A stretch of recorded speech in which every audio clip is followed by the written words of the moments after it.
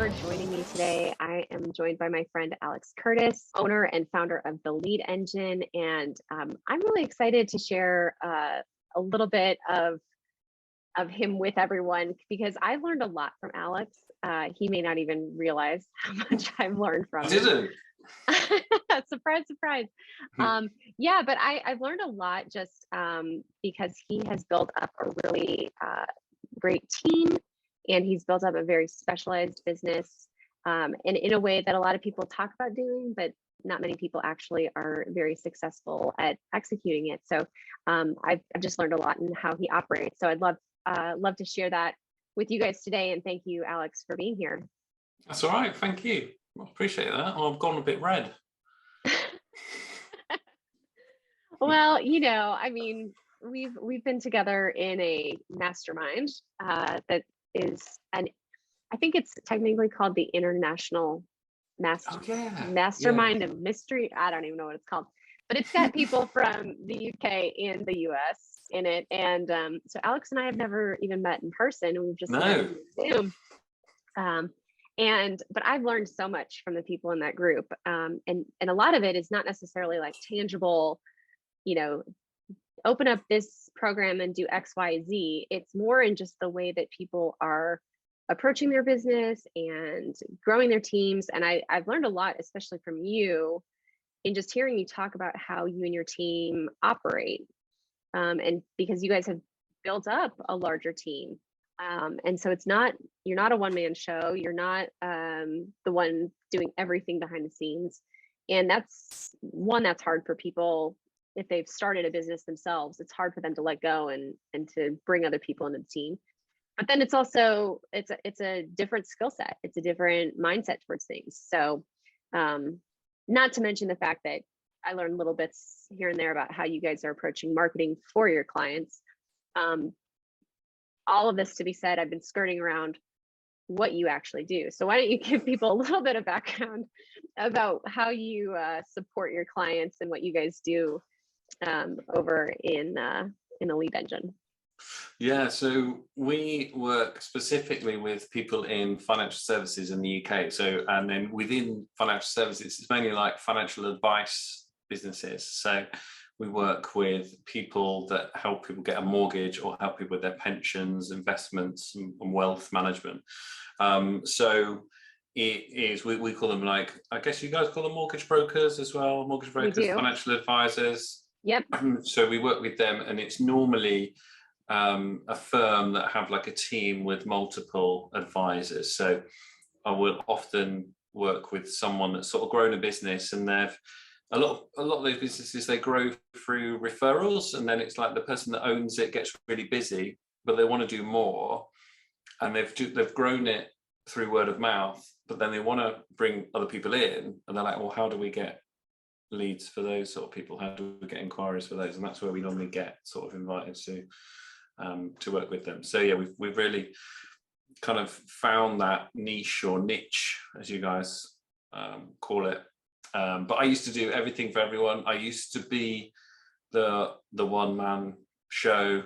I used to do everything. I used to work for another agency. I used to be a contractor. Like I used to find my clients from in fact, one of the other directors, Tom, who's like our head of performance, he hired me originally as a contractor because he was like advertising a job for like a marketing exec.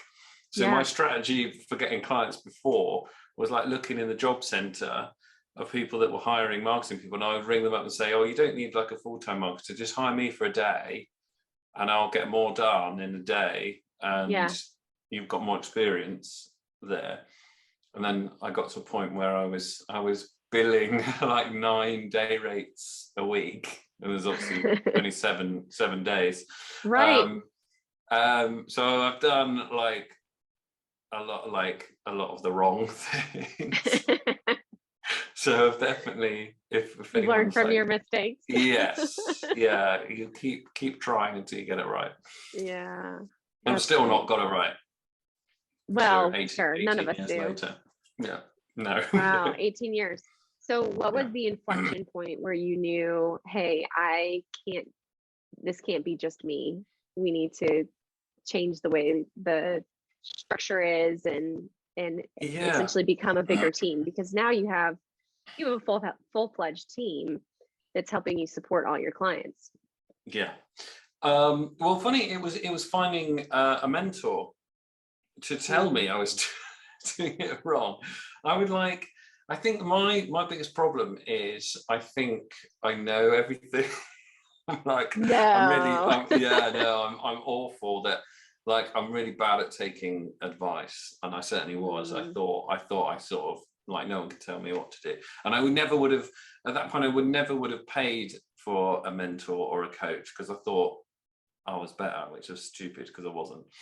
Yeah. But luckily, in the business centre local to me, they had this thing called an entrepreneur in residence. So there was this guy that you probably have a show on TV like it. It was called Secret Millionaire in the UK. So it's like, so the show is that there's a millionaire who pretends to be poor on, like, that hasn't got a job, and they're on benefits and things like that. So they pretend to be, and they find people in their local communities that are doing, like, really good work for charities and things like that, and they get to know them. And then at the end, they do this reveal. They're in their suit, and they're like, "Oh, I'm not Joe Bloggs, the guy without a job. I'm actually a millionaire, and I want to donate this money to you for the amazing work you're doing."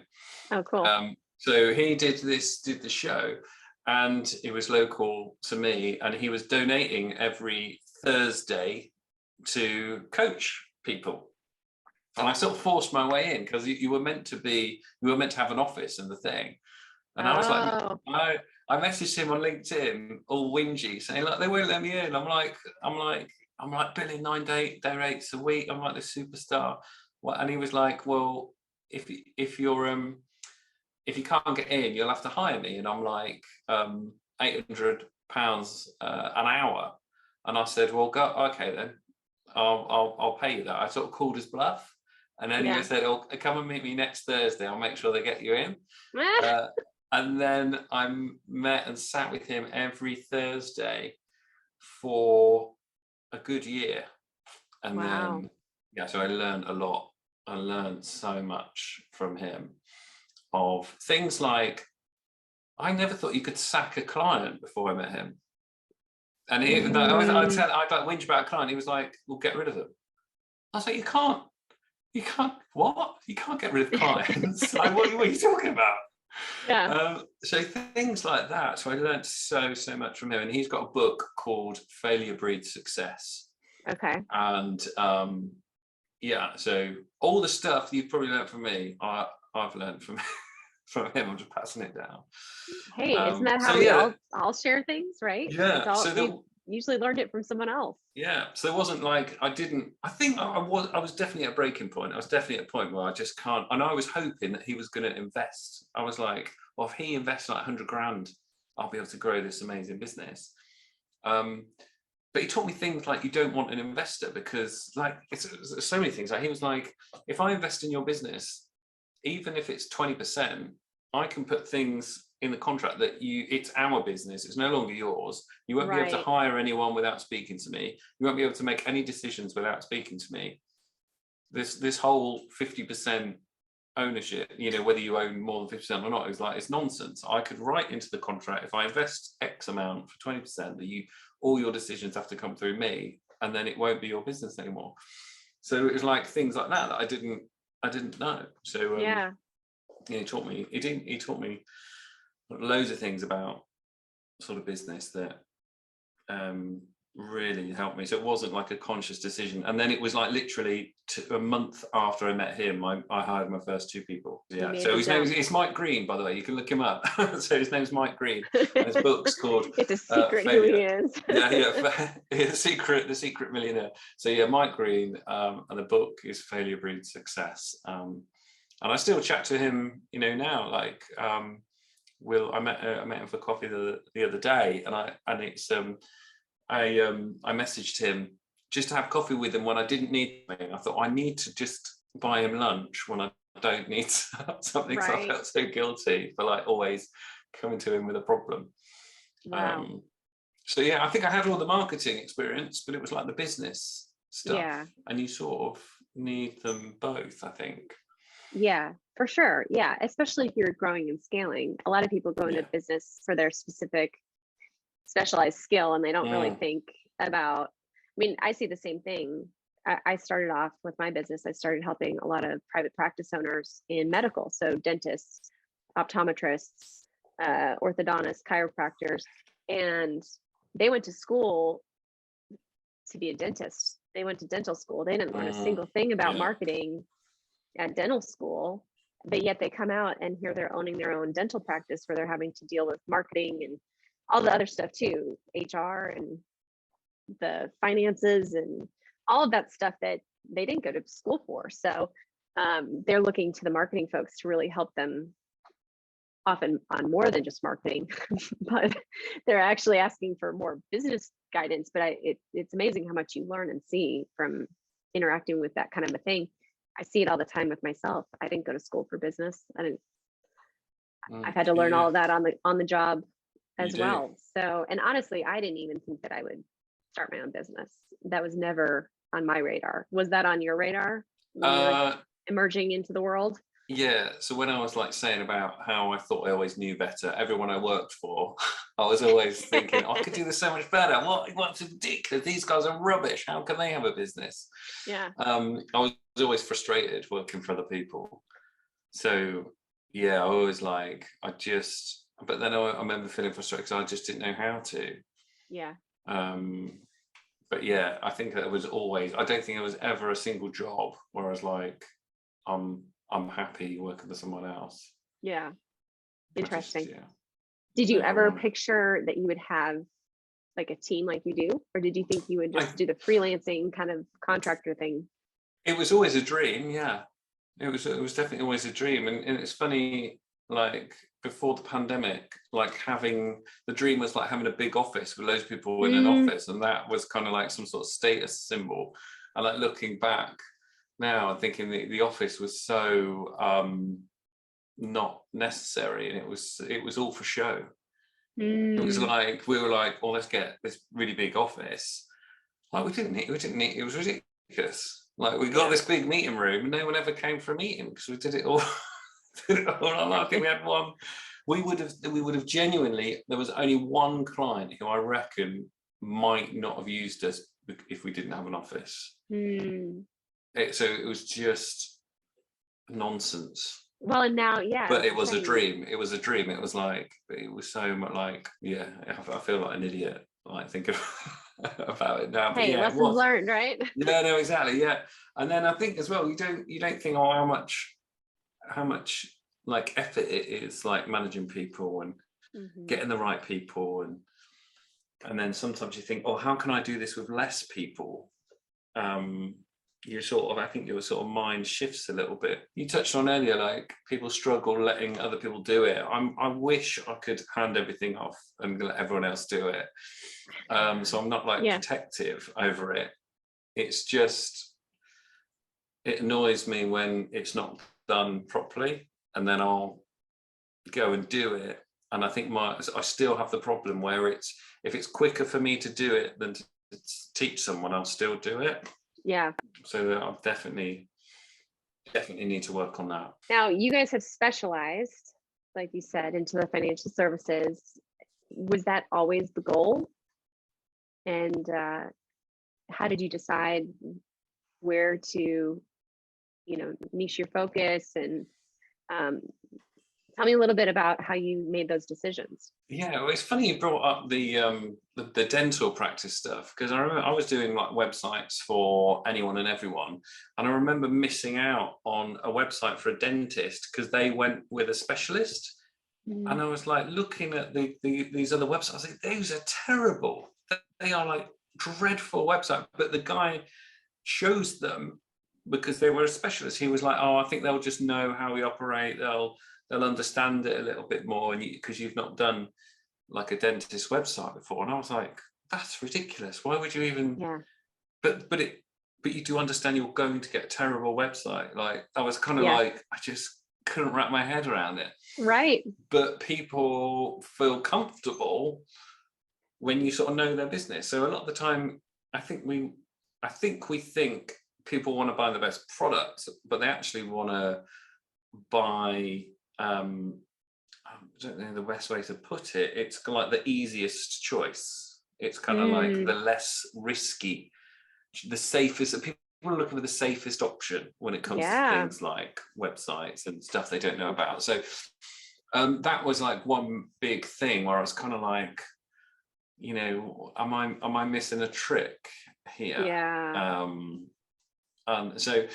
And then I think the financial services thing, I'd always done a lot in it. One of the agencies I worked for, well, we had a big financial services client, and then when I left that agency, I picked up other clients in that industry while I was still working with anyone and everyone. So I still did a lot of it. But the other thing I did a lot of was like sports products, because I was into my sport, my rugby, my football. I picked up a guy. He was an ex-rugby player, and he had these sports products. They're like big cryotherapy chambers and these things called recovery boots. So it was like professional athletes. My husband would love one of those. Oh, really? So I've got some recovery boots in the office somewhere from those days. And then also there was a company local that created portable floodlights for sports teams. So it was like for training, so you don't have to do your training on your match pitch, you could do it on the training pitch, but you've got these portable floodlights. So I did a lot in that. And at one point it was a choice. Do I do the financial services thing, or do I do the sports products thing? And I think it was... I can't remember the decision, but I remember it was just kind of like looking at things. But wherever I got more experience, it's more the financial services thing felt like it was more scalable. Like all that our client would have to do to hire a new advisor was buy them a laptop, and a lot of the time people hire self-employed advisors, so it's not horrendously expensive for them to scale. So I thought, we can help people more. It's more scalable market, whereas like a manufacturing thing, it's a big and I think I found with the sport, I don't really like e-commerce. Like, I hate e-commerce. Like, I like working when it's like you're kind of selling one big thing rather than lots of little things. I think that's where I sort of enjoyed it more.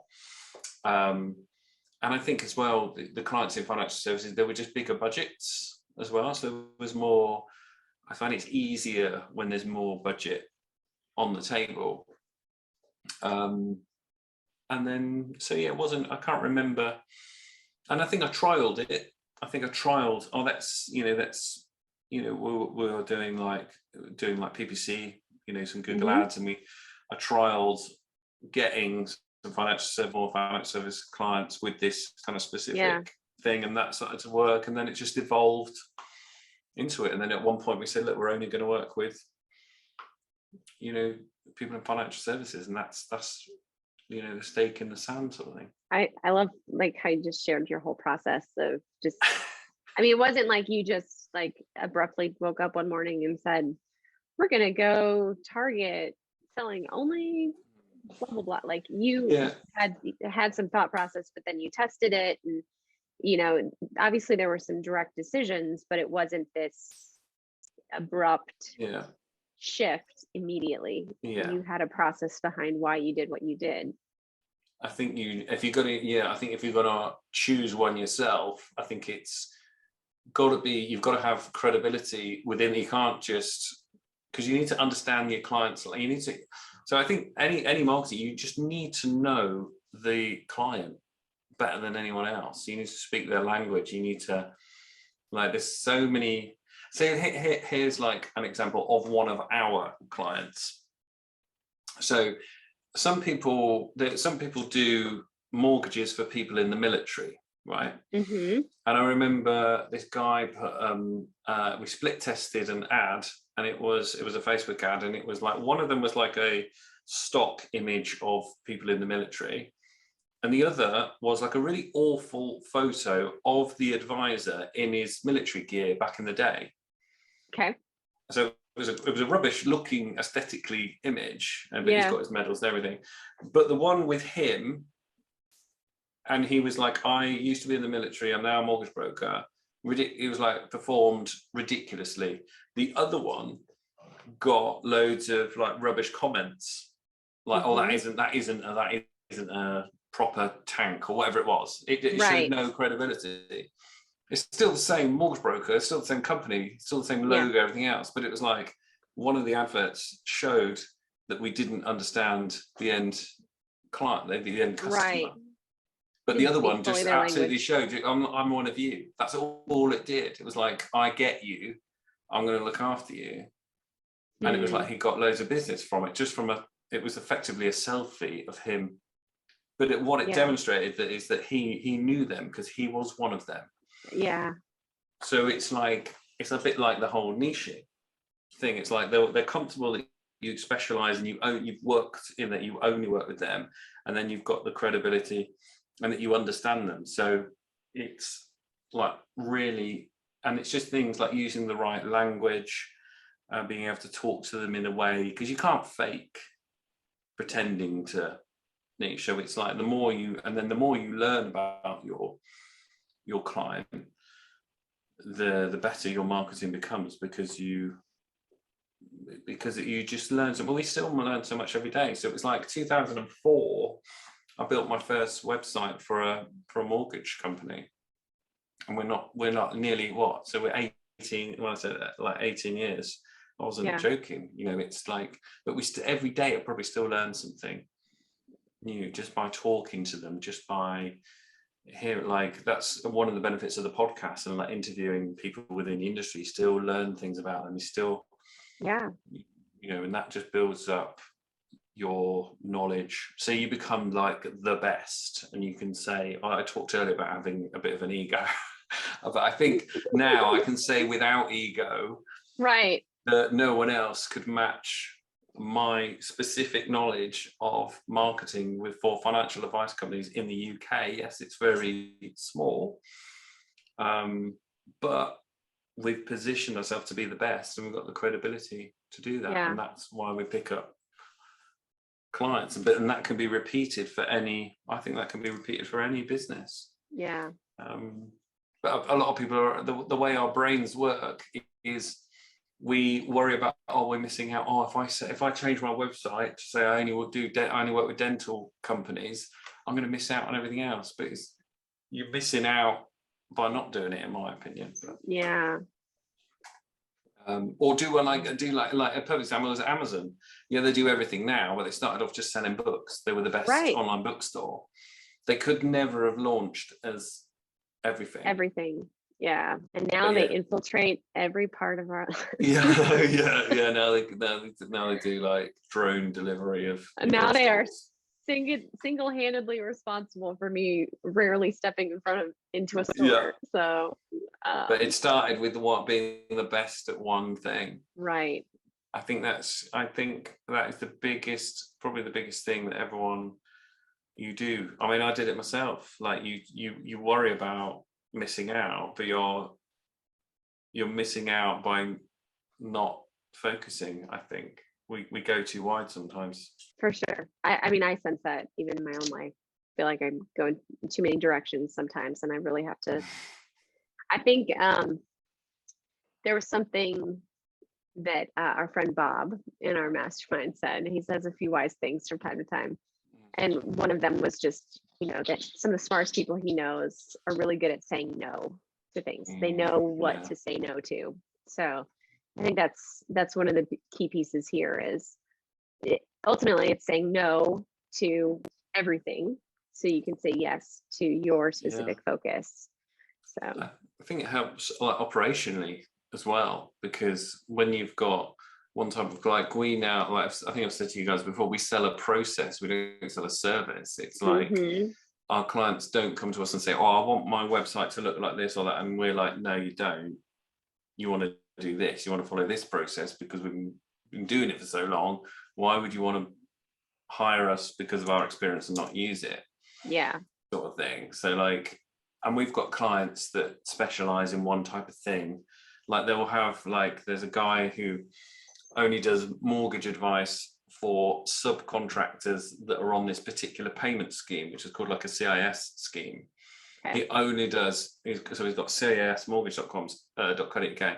So operationally it's helped him because there's only 2 lenders that will lend, that will do 5 times their net income rather than or 5 times their gross income rather than their net income. So operationally, rather than trying to find a mortgage with 120 lenders, it's through 2. Right. So it makes his job quicker. He's more efficient. Yeah. And so it's like, it's made his business more efficient. So he's not like, every time I think of Zane, he's like, oh, how am I going to help this person? Because everyone's totally unique with these different problems. He's like, no, it's like, it's almost factory-like. Yeah. Which may be boring for some people and they don't want to do that. But then once you've nailed that one, you could then set up like teacher mortgages, because there's a load of teachers think that they like, or like we have our health service called the NHS. There's a load of people search for NHS mortgages, so you could have another and do it that way. So there are lots of benefits to it. You clearly know the ins and outs. I should. Well, yeah, we've been. I think we're coming up to. I think so. It was 2017 that I met my mentor, and then it's been a good 5 years of really focusing. And I see why people don't do it, and I see it because we're just not, like I say, I think we're not. We worry so much about missing out. Yeah. That we don't do it because we never come up against anyone. You know, when people like just like a normal agency will often be pitched against 3 others, or they're speaking to others. A lot of time they just come to us. Yeah. And they won't, and I suppose we position it as like, why would you choose anyone else? Like, there's no one that could offer better. And it's like, I think any business can do that if they decide to specialize in solving one problem first, and just be the best at solving that one problem, but obviously making sure there is enough people with that problem. If you like just specialize in something that no one needs any help with, then you've got a problem. But there's a lot of muddling around, to find it. But when you do, I suppose if you've got loads of clients and you're stressed because you've like got too much going, like think, oh, here are my best clients. If I had 50 of client X, that would be, my life would be amazing, because I know I can help loads of client X's. Well, thanks for sharing all that insight into how your focus. It's really admirable when I talk to you and hear about how you are, scaling and putting systems behind what you're doing. That's only possible for when you have that focus. So I think I don't think we could do it if we had different, because this process might not work for, well, it wouldn't work for, we tried working one of our clients, their 2 sister companies, and they did slightly different things. It just didn't work out. Really? We weren't used to it. Like it just didn't work out at all. It just didn't fit with them. And then so we would have been less experienced at helping them. We would have had to charge them more to do something more. They were better off with someone else. Yeah.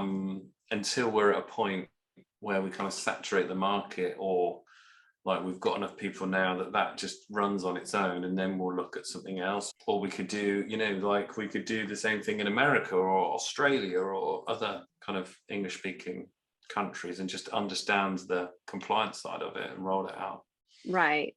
Yeah, it's interesting you mentioned that, because the compliance side, at least in the US, is definitely another layer to it that I feel like certain industries like financial services they shy away from doing anything because they're worried about the compliance.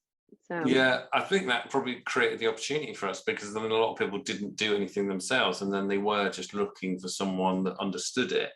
So that's probably another reason why we chose financial services, because of those barriers were there.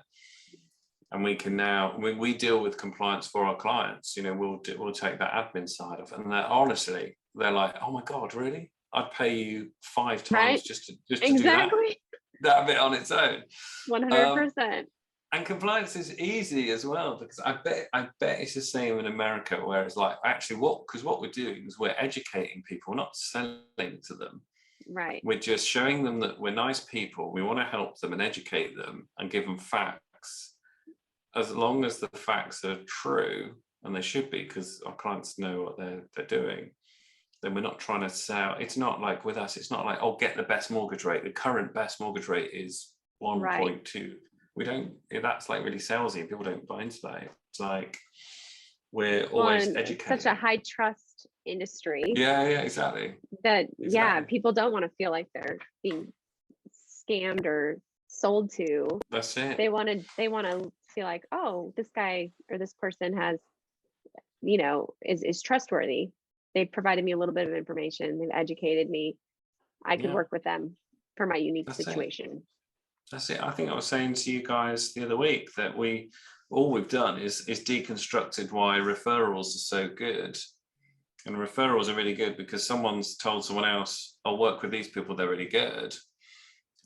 So we kind of replicate all those feelings. So like when you go to someone's website and you see they've got 100 5-star Google reviews or 1,000, or we've got some clients with like over 2,500 5-star reviews, you replicate that feeling that person has with a referral, that they know that they've successfully helped someone else before. When in fact you see 2,500 5-star reviews, like they've successfully helped 2,500 people like me before. So you've done that, and then it's kind of like with the referral, they'll often say, well, you know, work with Valerie. She's a really nice person. She, you know, we have a laugh together. It's actually really enjoyable working with her because she's so nice.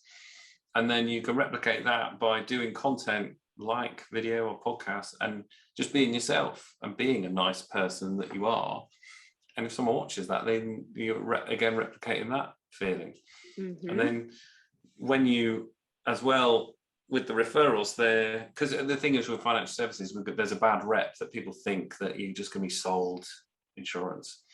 And then when you do create your content in a way that you're educating people, you're demonstrating them that you're not a salesy person. You're just there to guide them and help them, because you're literally doing it on video or on a podcast.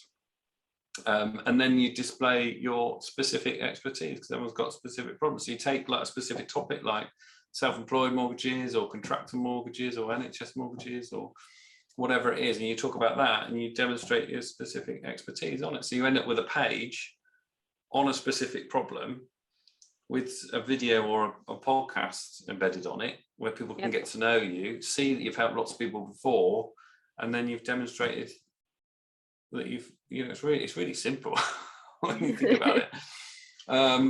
But again, we don't do it, like, because I suppose it's quite a bit of effort, and people just do the top level. They try and sell to everyone on their homepage rather than thinking about, so you can help lots. You know, if you don't want to niche down into one thing, make it look like you have. If someone goes on that page, then it's kind of like just remembering, so everyone has got a specific problem, not like they're not trying to solve like every problem that you do. To your point, there's so many specific questions. I mean, I can't tell you how many times just this week alone that I've picked up my cell phone and I have typed in a specific question in Google. People are asking specific questions all the time. So you answer that specific question, it's going to pop up, and it's going to build that instant credibility with people. So yeah, I mean, all week I've been researching septic systems. I know, real sexy topic. And I've been Googling questions about it left and right, because we have to replace ours at our house. And it's, you know, we're having to talk to different surveyors and different inspectors, and there's engineered systems and there's prefabricated systems. And you have to be your own advocate to figure these things out. So a lot of people are out searching for questions. And just because I searched for a question about how this certain process works in a septic system, that doesn't mean that I'm going to go install my own septic system and not hire an expert. And I think that's one of the things that a lot of people hesitate. They're like, am I going to give away too much information? Are they going to not want to hire me because I'm telling them what to do? And it's actually the reverse. Most people are realizing, oh, yeah, I can understand a fraction of what they just shared, enough to know that this person knows what they're talking about. Yeah. So I'm going to hire them. It becomes a really, really easy process when you provide those answers for people.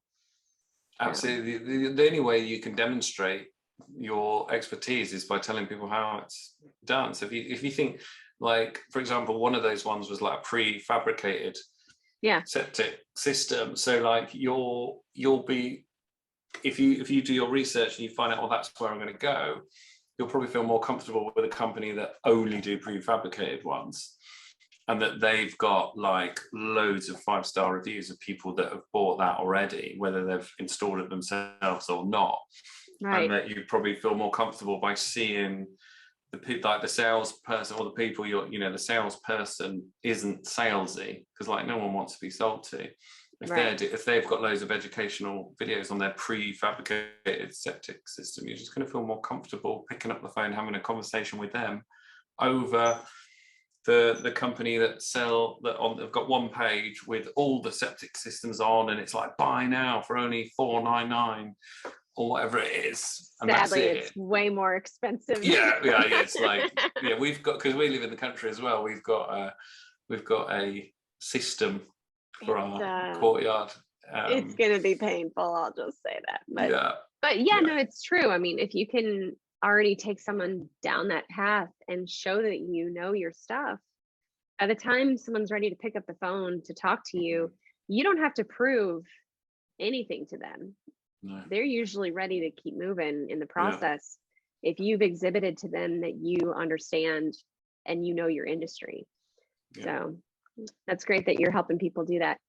So Alex, if people want to dive into more of what you guys are doing in the financial services industry, or just hear the way your brain thinks, because you've obviously shared some really great insights here today, where can people get more from you? So our website is theleadengine.co.uk, but we've got a podcast called Advisors Assemble. If anyone is, I presume it'd be quite rare or be a bit random. Maybe there may be one mortgage advisor or something that's you never know. You never know. But check. So we've got a podcast called Advisors Assemble, which, if you are a superhero fan, yes, it is a reference to Avengers Assemble, because we're that cool.